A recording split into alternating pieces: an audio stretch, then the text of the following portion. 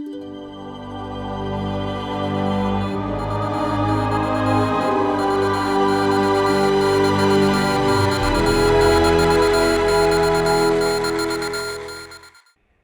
opinions expressed in the following program are those of the producer and not necessarily those of WKTV Community Media.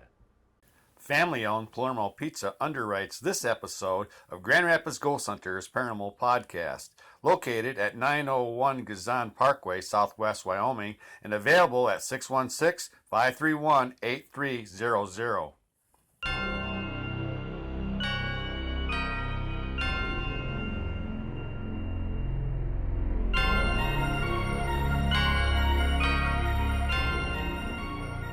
Brought to you by WKTV.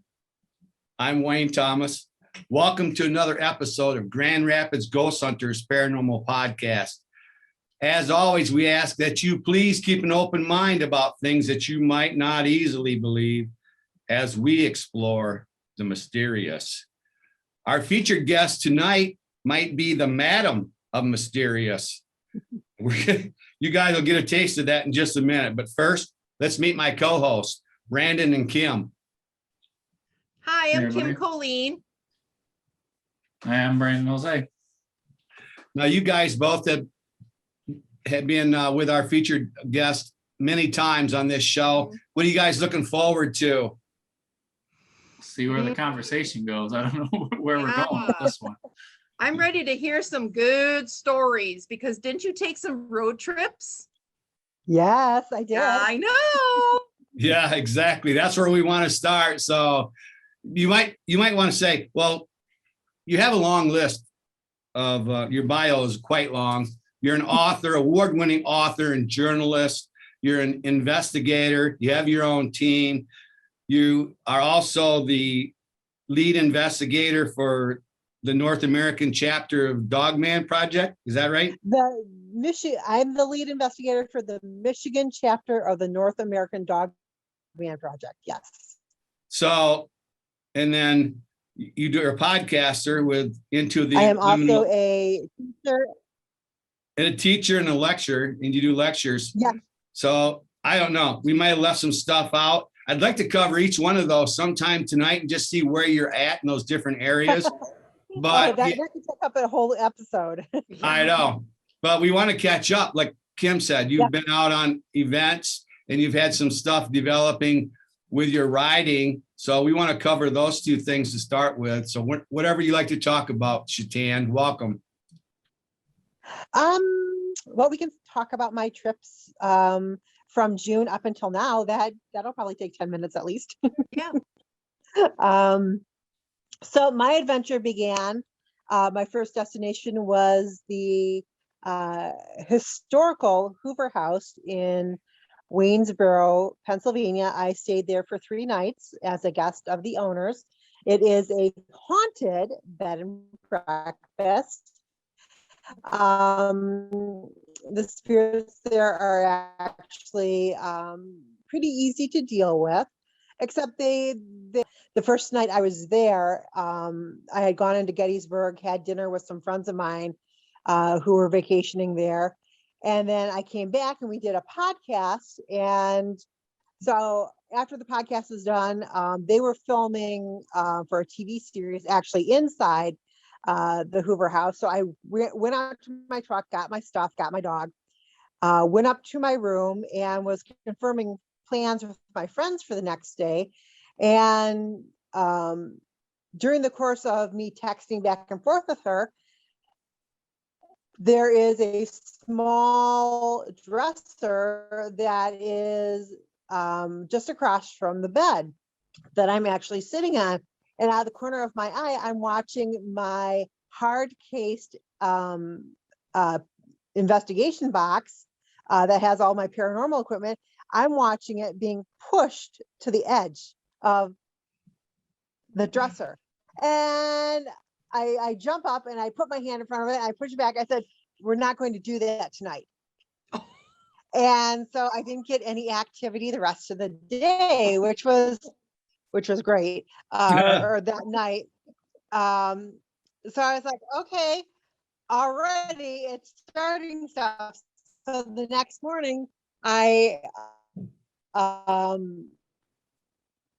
I got up and the, they had told me, so I got up at 9 thinking, I will get downstairs, have breakfast. I'll go to Gettysburg. We'll spend the day investigating. So I come down on the service elevator because I had my 3 little dogs with me and they were in their stroller. Anytime we were inside of the bed and breakfast, they were confined to their stroller. So we get out, we come into the back kitchen area. I can hear what sounds like conversations going on in the dining room area. Muffled, conversations. I really can't make out any distinct words or anything, but I can hear muffled conversations. And considering I'm behind a set of closed doors and a wall, I'm like, okay, they're up, so I will come back in. Now, it didn't occur to me that I didn't smell anything cooking. The lights were off in the kitchen. So I thought, well, maybe they just haven't started yet. So took my dogs out, walked them, exercised them, and locked it because I have one of those awesome panels on the outside that you can lock and unlock it. And went back in to, say good morning to everybody, have breakfast, walk into the dining room area, and there's nobody there. Come to find out, I'm the only person in the building. And of course, there's nothing to be heard. It's totally quiet. So I'm like, okay, well played, ghost, well played. You made me think I was going to get breakfast, and then you changed it around on me. So I was like, okay, good one. So I took the opportunity to go around, take pictures of all the other rooms, common area rooms that, because nobody was there. I was just by myself. So then I headed into Gettysburg, spent the whole day there, looking at monuments, going to different sites. Went to the covered bridge that's just outside of the touristy part of Gettysburg, Stush's Bridge. There's supposed to be lots of paranormal activity there. Unfortunately, now that's like where all the amateur paranormal investigators go because it's free.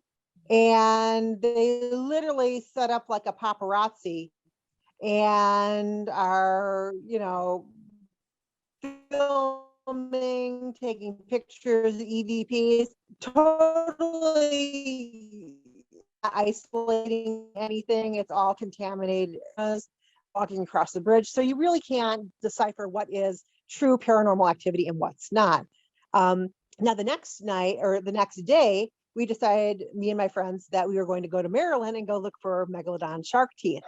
Which was a fun adventure. We drove down there. Now, I will say that the cicadas were out in full force. So it was like a horror, it was like the soundtrack to a horror movie. From like Getty's driving down the Beltway in Maryland, we're watching the cicadas like ping off of other people's vehicles, motorcycle riders. I'm just like, wow, it's horrible. So we got down into Maryland, looked for shark teeth, didn't really find any at the location that we were at, but my dogs had a fabulous time. They were playing in Chesapeake Bay, digging in the beaches. They were very fascinated by what was Mom looking for in the sand.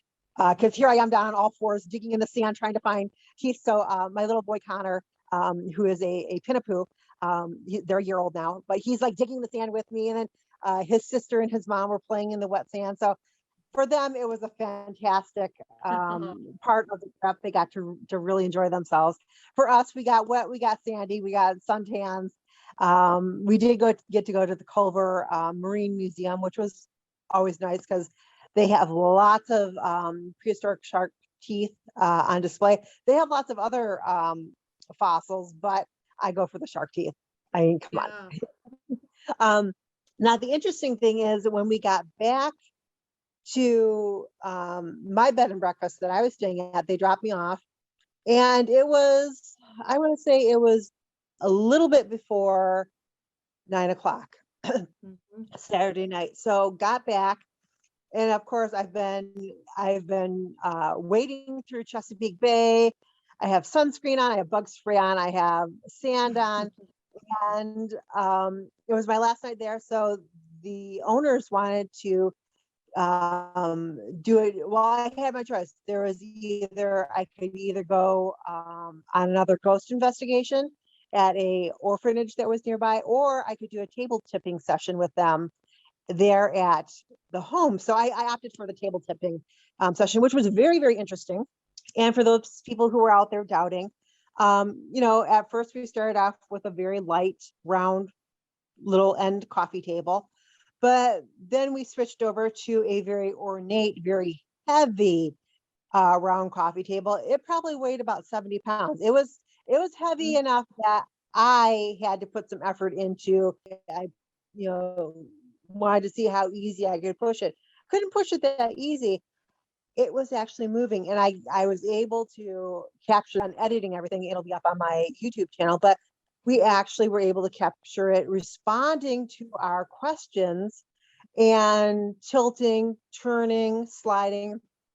Very, very interesting stuff. So that was. I'm not familiar with that, Shetan. I'm not familiar with that at all. Brandon, are you familiar with that? But I've seen a little bit of videos of people doing it. Yeah, it's no, I completely trust the people who I was there doing this with. They are very legitimate investigators. They are very well spoken for in the Gettysburg area and the Pennsylvania paranormal societies. So I completely trust them. And I knew I could see where everybody's hands were. I could see where their legs were. They weren't using their legs to manipulate it at all. And I could see that they weren't putting any more pressure on the table than I was. We had very light touches on there, and it was responding, and it was very, very interesting. Now, so we got the activity going with the ghosts, and we did about an hour session with them. And then, so it's getting close to midnight, and I know that I have to be up around 5 o'clock in the morning, because from Gettysburg area, I'm driving to Port Henry, New York, which is about a 7-hour trip. So, and I still need a shower at this point. So I get the shower done, get the dog settled in for the night. I go to bed, and this was the weekend that it was 90 degrees there. And so the first 2 nights had been very comfortable, but the longer I tried to sleep, the colder the room got.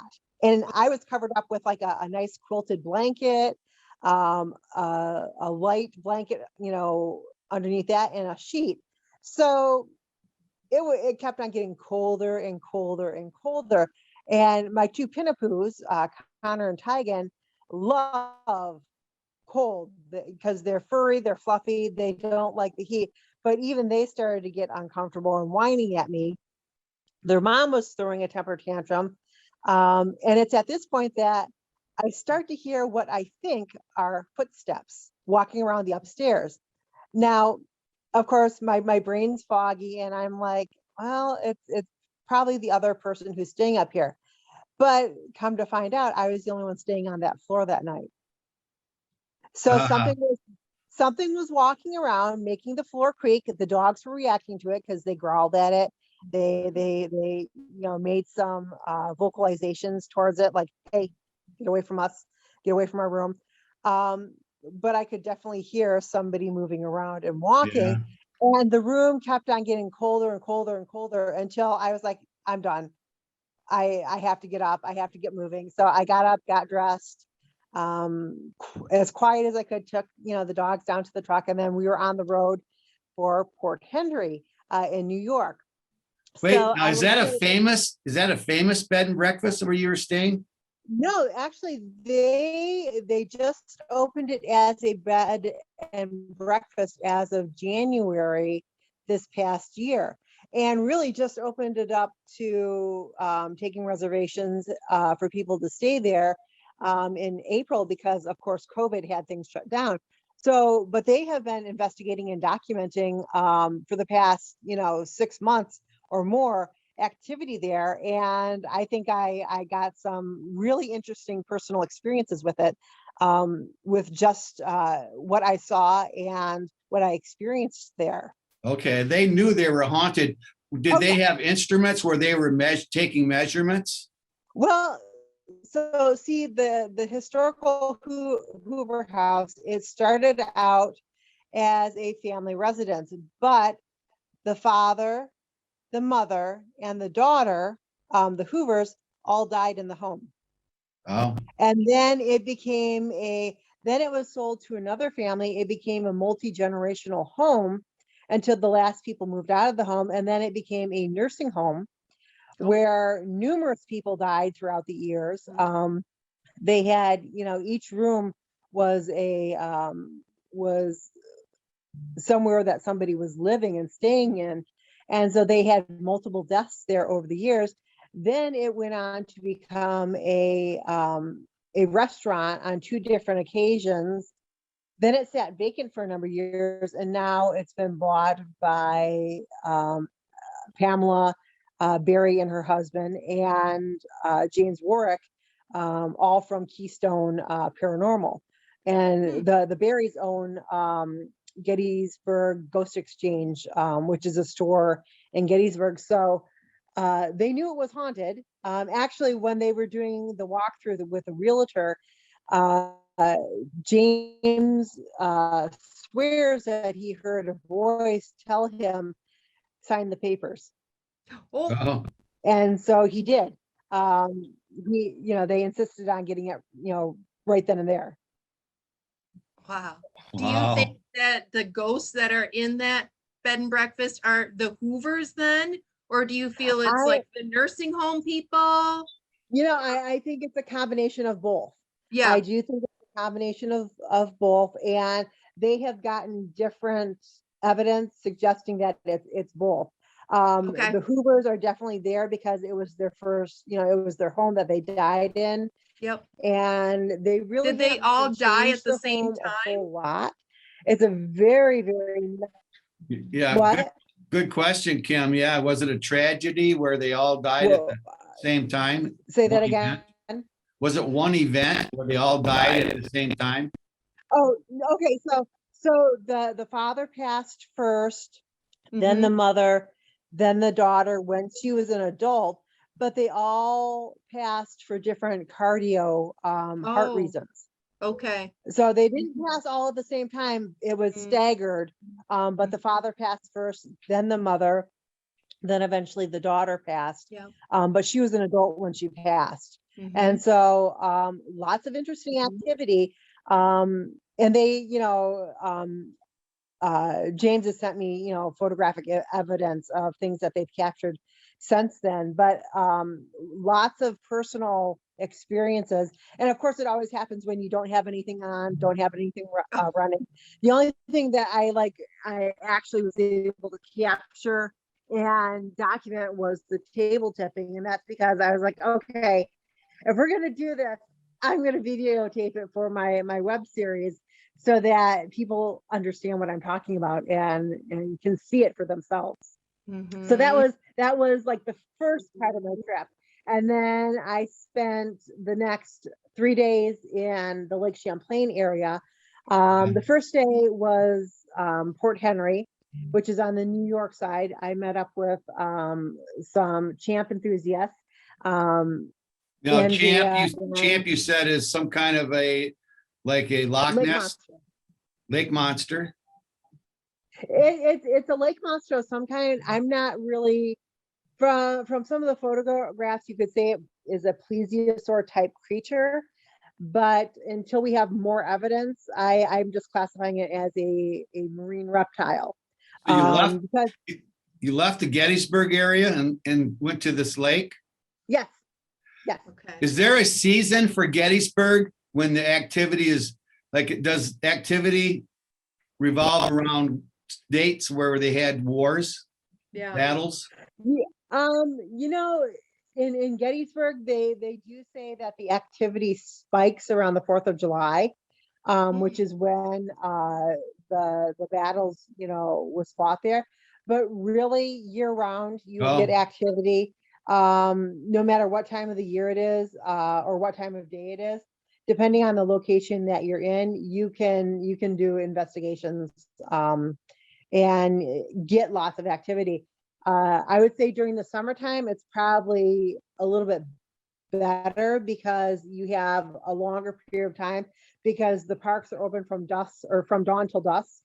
So with dusk being sometimes not till 10:30 or so Right. at night, you can stay in the parks longer and do more. And usually like when you're out there later in the day, later in the evening, that's pretty much what, when all the paranormal investigators go. And so you don't have as many tourists walking around posing with statues, monuments, kids running around making noises. Typically everybody's back at, the hotels, either turning in for the night or at the restaurants eating Right. or getting ready for the ghost walks that are up and down, the local streets. Brandon, had you been to the area, Gettysburg? I have not. That's definitely on my bucket list. Oh, yeah. Definitely go. Definitely Yeah. go. I've been there probably 6 times Oh, wow. since I turned 21. So it's the monuments are really, really nice. And like this time we went and there was we happened to turn down a different road. And I found a whole like new system of you can easily spend a day just driving around through the different monuments and looking for different stuff. Hotspot wise, I would say definitely check out Devil's Den and Little Round Top. Those are hotbeds of activity. But really anywhere along there, all the fields, most of the fields around Some good tips for the viewers and listeners that are going there. I know, Brandon, you had at least one or two of your team members that had gone down to the Gettysburg area. Yeah, they had. I think they've gotten recordings of like the sound like a cannon or something going, or gunworks going on. You didn't hear That's any of definitely on my that, bucket Shetan? list. 'Cause Any booms? No, I didn't hear any booms. But what we did hear was like I said, it was a horror soundtrack for cicadas because Oh yeah. when I actually the first day afternoon that I drove into Gettysburg from Waynesboro, I was hearing this loud droning sound and I thought, oh God, something's wrong with my truck. So I pulled it over, turned it off, and then I could still hear the droning and I'm like, oh, that does. And it would go from like a low hum all the way up to like if you had a dirt boat. They were so loud. It was crazy. Okay. Yeah, that's spooky enough. All right. I wanted to cover a little bit about Gettysburg. I didn't want to just because there's so much that can happen there. So now you moved on to the Lake Champlain. Yeah. How you say it? Yeah, Lake And- Champlain. I was in Port Henry first. Like I said, I met up with the Champ outpost or the home of Champ people, and they took me on a Port Henry to all because there's a couple of different areas. There's one where they keep the float for the Champ Day parade, and there's a beachside champ who looks like he's coming up out of sand. There's a huge welcome board that shows all the different champ sightings that have occurred and that they've documented since the 1800s. So that was really quite interesting. And then from there, I drove up to St. Albans, Vermont.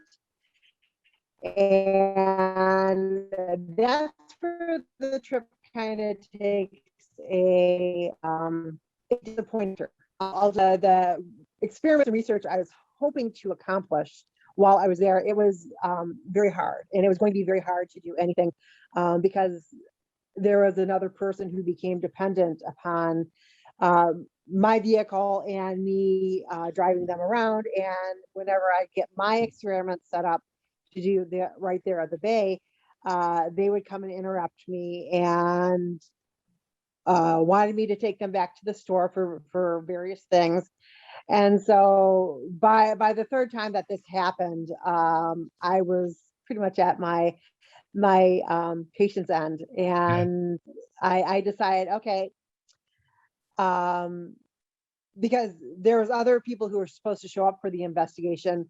I was contacting them on my own, and in this area that we were in, not a whole lot of Wi-Fi or cell phone service, so communications were very limited. And it wasn't until I got into my next area, which was Herkimer, New York, that I was actually able to correspond with the other researchers, and they told me that they had notified this other person at least 3 weeks ahead of time that they weren't coming, and he kept this information from me. And so to me, that part of the trip was kind of a waste, because I had invested in a lot of equipment, different kayaks, not knowing which one I would need, but I ended up taking the 8-foot with me because it fit in the back of my truck. Fuel, food, accessories for the dogs to keep them comfortable. All things I would have happily stayed just in Port Henry and done my investigations from there, because I had, people that I knew there who probably could have helped me out a lot more. But going all the way up to St. Albans, actually the base camp was only a half mile from the Canadian border. Oh, Didn't you want to And do some where- you wanted to do some underwater filming, didn't you? I did, and I had built a special camera trap for that. yeah. But the locations that we had access to in St. Albans Bay really weren't, it wasn't anywhere that you were going to get any actual documentation of anything without being able to see it with your own eyes. So, even trying to launch my kayak was a effort in just, ridiculousness, because I couldn't even get the opportunity. Like I said, as soon as I would get one of my cameras set up or start getting a recording device going, I would be interrupted, and the person would be demanding to go to the store so that they could get something for their own equipment. And I'm like, why didn't you make a list last night? So this morning when I took you to Walmart's, you could do this. You could get everything you needed in one swoop. And no, instead I have to keep, stopping what I'm doing in order to take you somewhere. And it's not just a matter of, throwing everything back in the truck and driving. No, I have to put the dogs back in their crate. I have to put my, expensive camera. I had a $500 camera with me that, it's going to be shut down properly. It's going to be put back in its protective case. It's going to be stored properly in the vehicle. And these are all protocols that I'm going to follow, because I don't want to have $500 go and be ruined. So it was very frustrating to do any type of experiments of my own there. Hopefully next year I have been invited by the people who run the Champ Days to come and do a meet and greet there. So hopefully I can just set up base in the Port Henry area and get my evidence and experiments done there. Yeah. Did you also have an event where you lectured since we seen you last? No, that will be this coming weekend. Okay. I've done lots of Zoom presentations and lots of in-person presentations at libraries, but my first big CryptoCon of the year will be this Saturday at Ann Arbor. Well, if you're ever in our area in a library, let us know. Brandon and I like to attend things like that. That's how we met, was at a book signing that we went to years ago. So yeah, if you're in our area, let us know for sure. You're just out of our area for teaching your class, really. A little bit farther than I'd want to go. Hastings. Well, the closest I got to you guys was Hastings. But it's, I'm always trying to add to the calendar.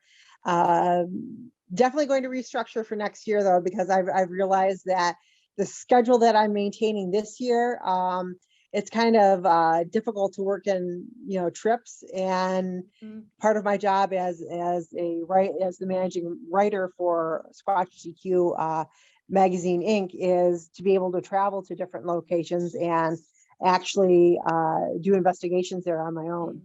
Yeah, we want to talk about that a little bit because, like I said, you're an award-winning journalist. I know it was been frustrating maybe before that. I know editing can be frustrating, or they change something that you wrote, they change it. But I know there can be a lot of frustration, but I think you're reaping some of the rewards lately. A writer of the year, isn't that what? The great thing about Squatch, the great thing about Squatch GQ is, as the managing writer, I have complete control over that. And the only tweaking the editor, my boss, does is he might add in a few more pictures to enhance the story, but really, however I sent him the stories is how it goes into the magazine. And so I love that aspect of my job, that my boss, trusts me and likes my writing style and is great with, just trusting me that, Nice. let the voices be heard in Yeah. the story. Now, What all areas are you covering? Bigfoot.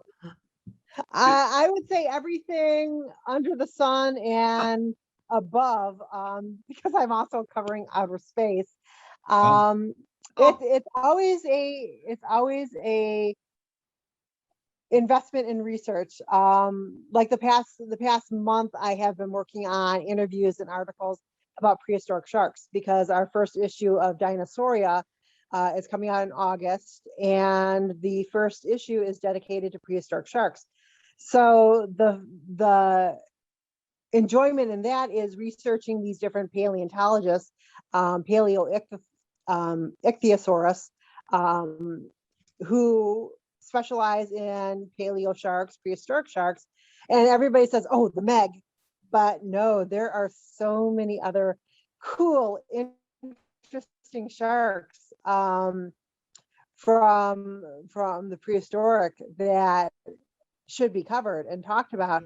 And the fantastic part is getting to meet these people and interview them, and getting a glimpse into the research that is their life's work, and through them getting a better understanding of these creatures and what they were.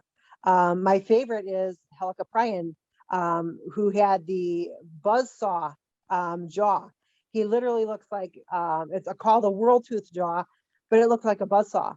And this was a 40-foot long shark that could just glide right through the water, buzzsawing his way through cephalopods and squid and stuff like that.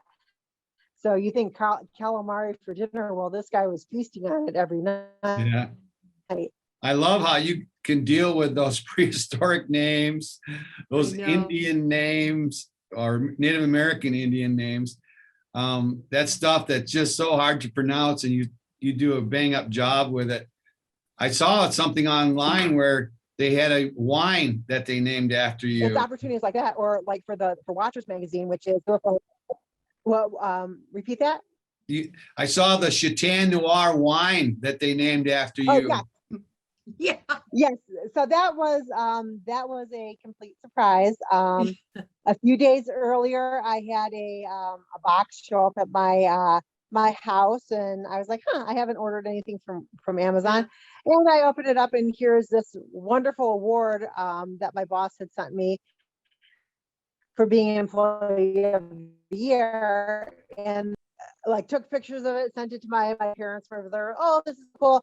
He had named a wine after me, and it was the Employee of the Year award wine. So my parents were so thrilled about it. They were like, "How many bottles do you want to order?" And I'm like, "Well, how many do you want to drink?" Yeah. So, how many cases? I would think. Yeah. we ordered 9 bottles, and it was just just under $180 Oh, yeah. for 9, including shipping. So, but that, I guess bragging rights at dinner yeah. from now on. Hey, Of course. Yeah, you have to have a few bottles of that on your shelf forever. Yeah. That was pretty cool. My kind of wine too. Looked like some good red wine. Yeah, I was happy with that because my dad's a big fan of red wines, Merlots and Cabernet Sauvignons. So I was like, even if I'm, not going to drink more than a glass every once in a while, I know he will enjoy it and drink it down. So works out for me. Yeah, I'm on doctor's orders to drink a glass once in a while. That red Oh, wine's okay. good for you. It's good for your blood. But so you're an award-winning journalist, and we like to feature a couple of your books. Mothman is one of them, Yep. and Other Flying Creatures of the Midwest. We didn't get into this one as much last time when you were here as we did. We covered lake monsters a little bit more than we did. And the lake monsters and odd creatures of the Great Lakes, we covered this one a little bit more last time you were here. But I want to talk about Mothman a little bit because there's more in this book than just Mothman. There's gargoyles, there's thunderbirds. Yes. And there again, those big long names that come into play. I have trouble with those myself, and you do a bang up job on those. Then they come up with these screwy names too. I like talking about that. The Snelly Gaster. Oh, yes. Like they were making monsters up to keep their children in the Appalachian Mountains. They wanted to keep their children under control, I think, and keep the people away from their stills. So they made these stories up. Yeah. Well, it wasn't so much to keep, because there's other tales that they would tell to keep the kids, in the house at night. But the Snelly Gaster was a legend that they came up with to keep law enforcement out of the woods and to keep people from going and finding their stills. Because if you found somebody's still, you could destroy it and say, well, who are you going to call? You're doing something illegal. So, what you going to do about it? But the legend of the Snelly Gaster, if people are superstitious and fearful, and they think this creature is waiting in the woods that, can set them on fire or kill them with steam or devour them, then most people, are going to stay out of those woods because they don't want to, get hurt or killed. So this was a legend that the local moonshiners came up with to keep people away from their stills. Yeah, I can see that working too. And it kind of explains why there's fire and smoke, because it was kind of like a dragon type of a beast, what they were describing. Fire breathing dragon. What's Yeah. that noise?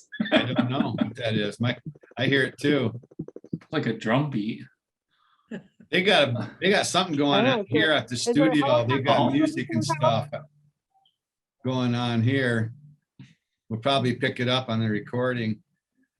So you didn't bring any of your team members with you when you were touring around, as far as because you do ghost research also, right? You didn't bring any of those team members. Yeah.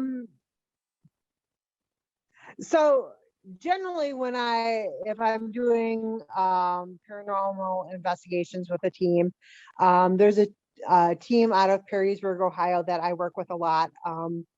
And they are, if I can remember correctly, Northeast Blackwater Swamp Paranormal. Wow. So we just recently were at Randolph County Infirmary, which was actually last weekend. And we went there to do investigations. And for the first part of the night, after it just got dark, all we could hear was fireworks going off. And so me being who I am, I was like, well, nobody's in the basement, so that's where I'm going. Yeah. And so I set up shop in the one recreation room that was on the men's side. And there is a community kitchen that it opens up to. And then as you come around the corner, it goes into the women's side. So one of the claims is you will hear the icebox rattling. And so as I was in, I could hear something. I went in and was trying to make conversation with the ghost there. Her name, I believe, is Mary. And she was the cook's aide, and then she eventually became the cook, but she did end up dying in the facility.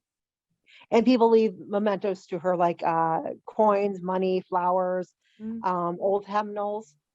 So at one point I decided, in order to try to communicate with her, that I'd sing to her. Oh, good idea. So I was trying, I sang her some of Amazing Grace, and didn't really get any activity. And then there was a hymn that I remember I liked. I could only hear some of the clicking going on with the door. I thought, oh, she likes that, but I couldn't remember any of the other verses. So I said, hey, G-O, I'm going to spell it out, because otherwise it'll activate it on my phone.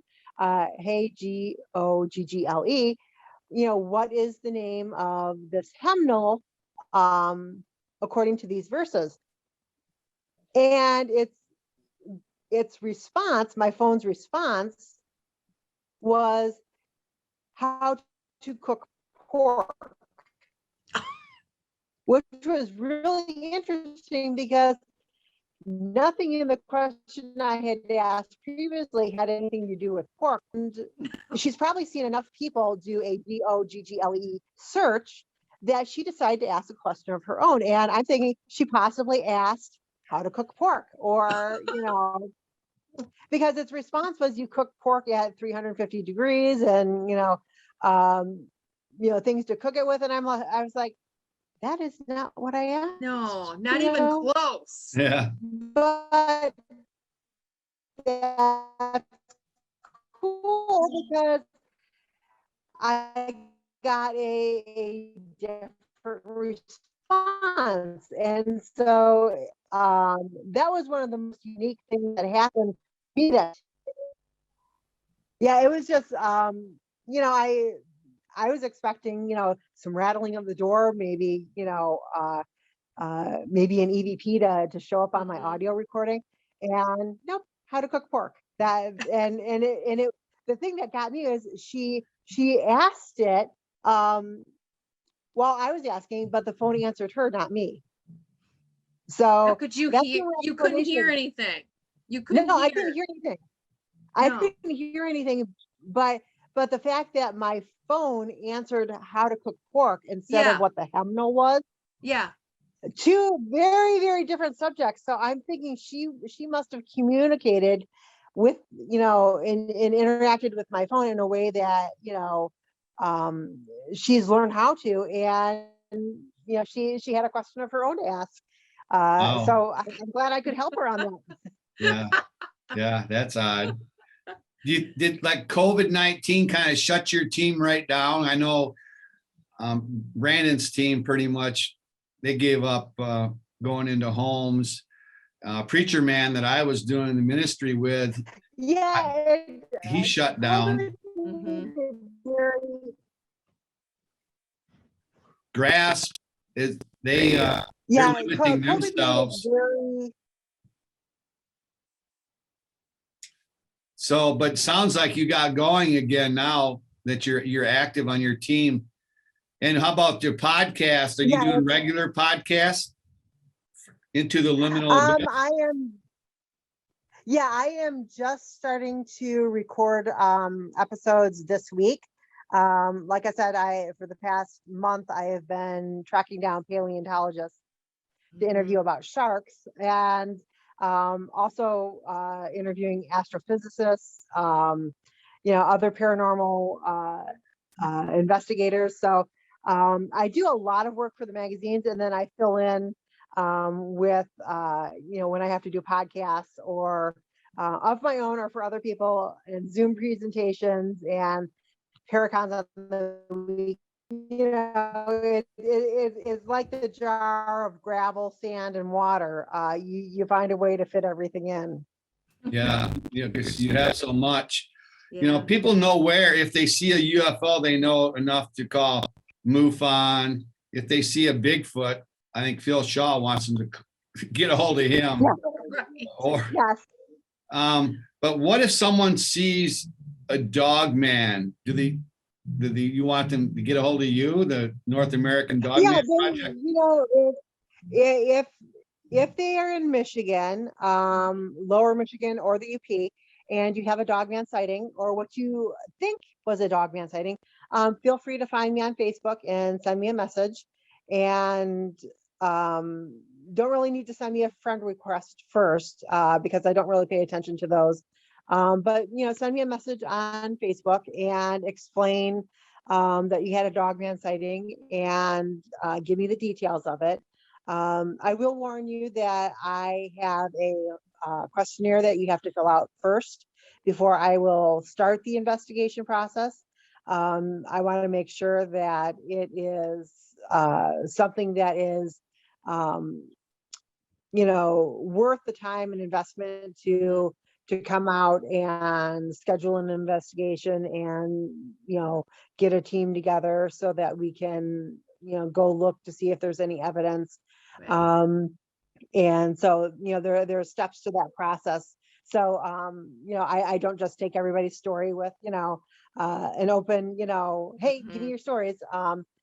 Because I do have to do some skepticism in there. But if you have any type of paranormal experience or experience with a cryptid or UFO, experience, we do have a new magazine that will be coming out, I believe in October of this year, called Backwoods. And it's kind of similar to the Terror in the Woods TV series.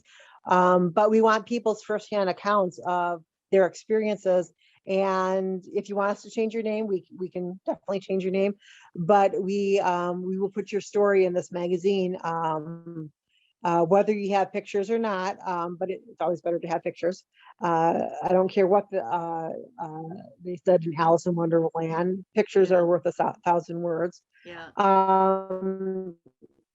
But yeah, we will definitely take people's stories for that magazine and put them in there. Okay, great.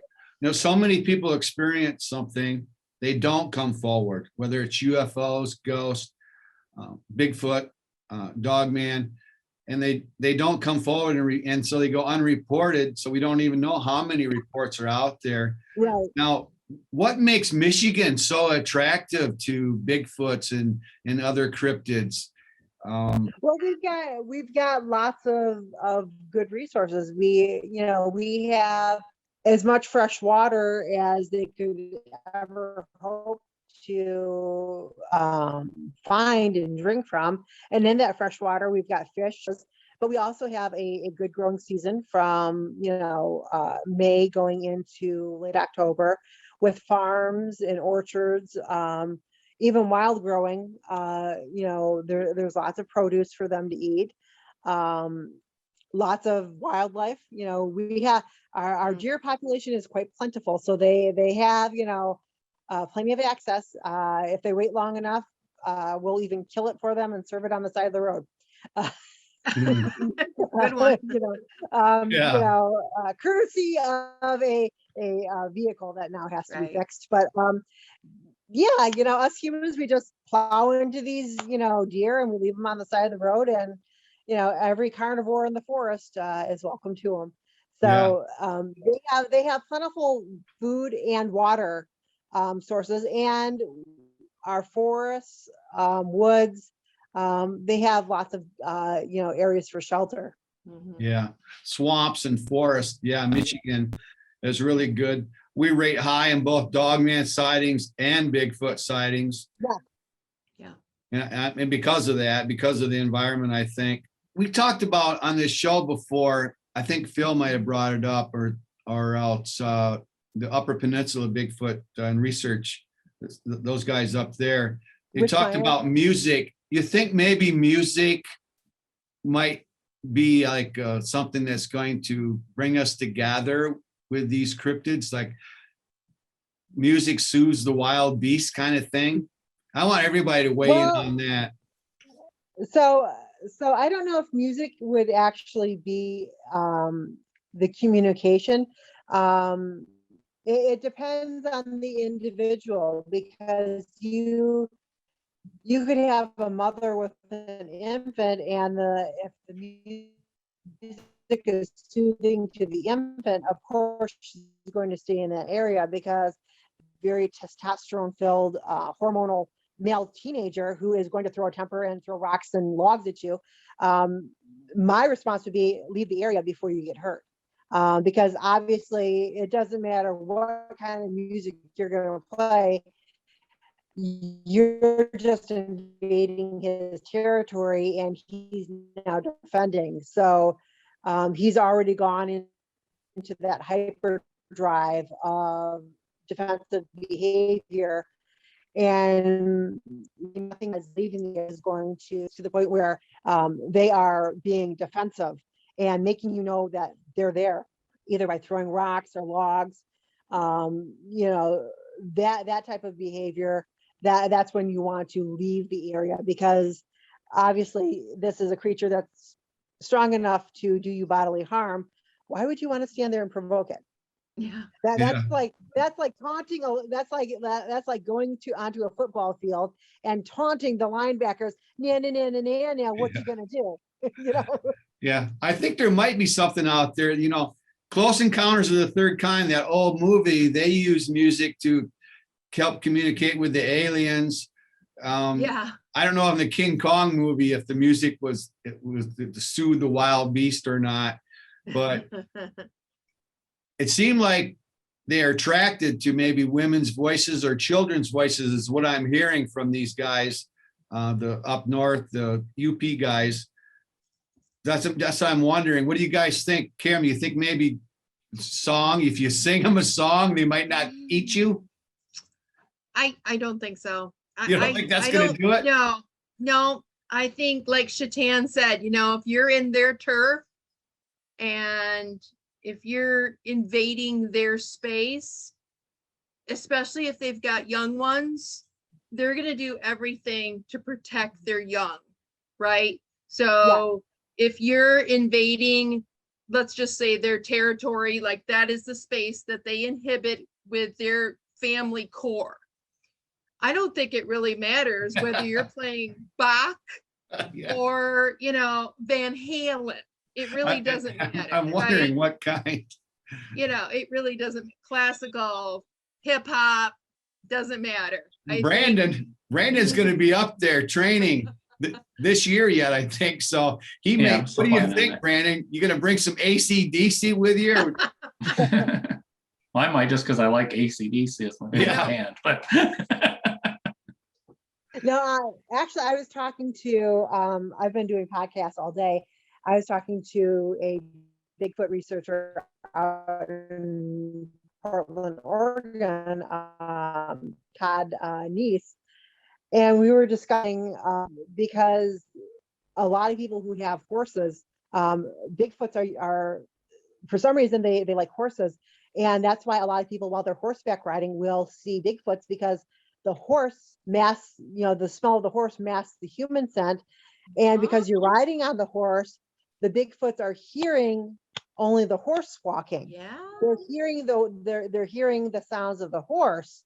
And most of the time the horse's head is up and its neck is up. So it's actually blocking from the front, it's blocking the view of the human. So I think that is possibly why more people get Bigfoot sightings while on horseback than they do just hiking through the woods or driving, you know, back roads. Yeah, I didn't know that. I know hunters up in blinds see a lot of Bigfoot. We kind of need to move on into the last part of our show. We'll do a shout out to our previous guest. That was author, investigator Kat Tetson. And we had two co-hosts. My regular co-host had responsibilities. take care of. They have to work for a living, for one thing, and they have families, so they couldn't make it. But so I had guest co-host Maurice Cisneros and Mama Mary Bassett filled in. So shout out to those guys. I know Shetan's rubs elbows with some of the big names in the Bigfoot when she was at the Discovery Days. Who's the guy that does all the communications? Ron Moorhead. Yeah, big name. And then another gal that was there, was it Cindy? What was her name? Janice Carter. Janice. Yeah, a couple big names there. So shout out to those guys. I kind of wish I could get those guys on the show. And then upcoming events, Shetan, you have some upcoming events coming right up. I don't know, we talked about them on a previous show, but what do you got coming yet this year?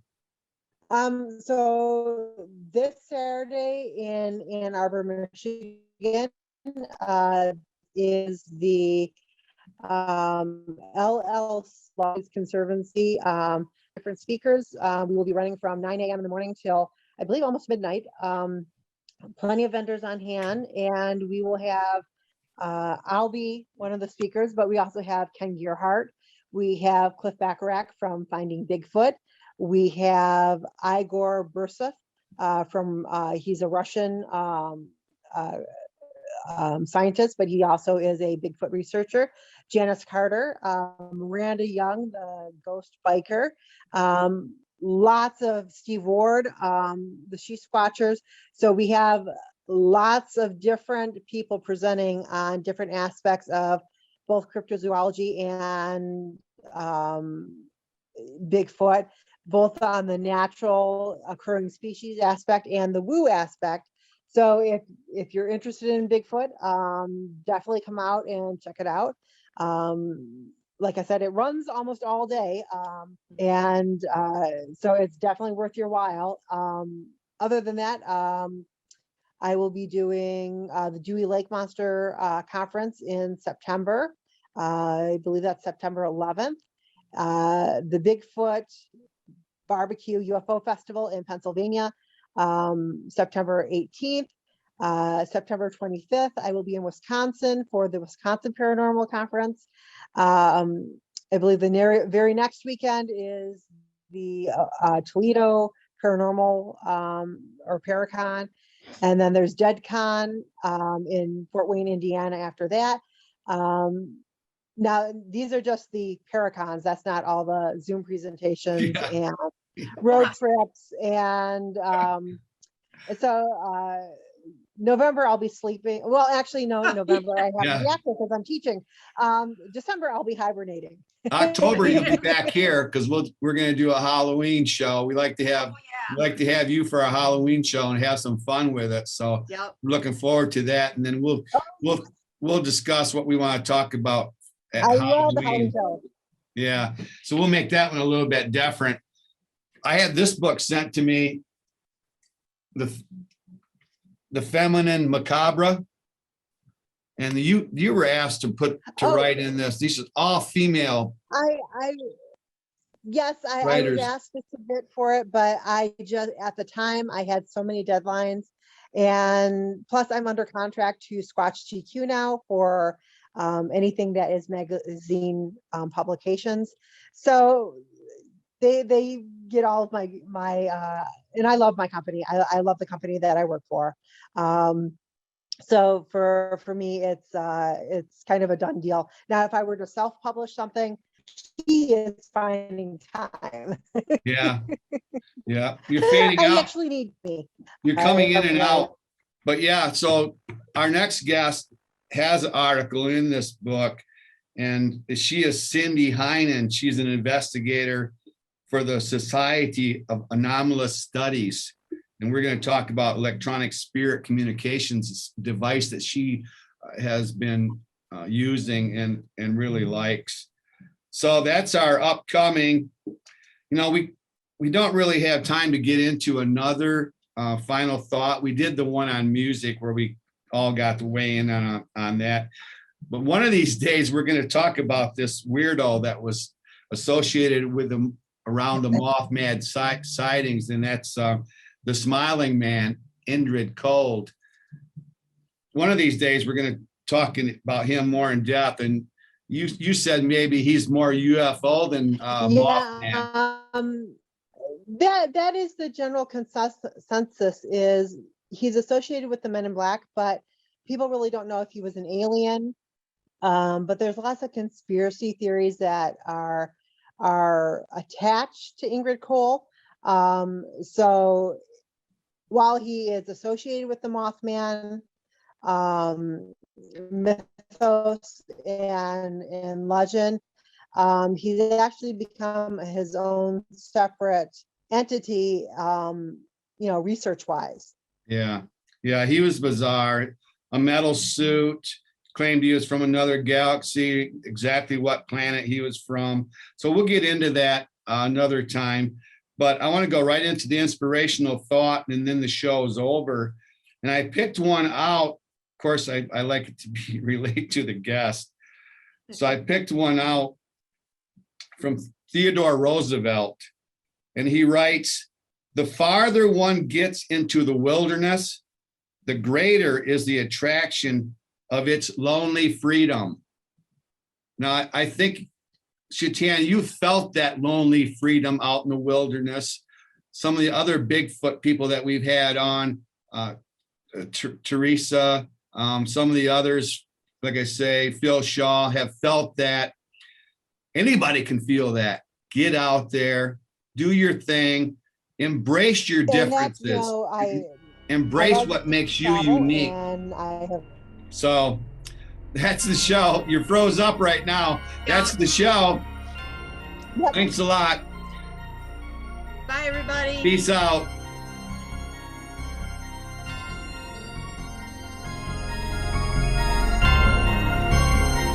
Family-owned Palermo Pizza underwrites this episode of Grand Rapids Ghost Hunters Paranormal Podcast, located at 901 Gazan Parkway, Southwest Wyoming, and available at 616-531-8300.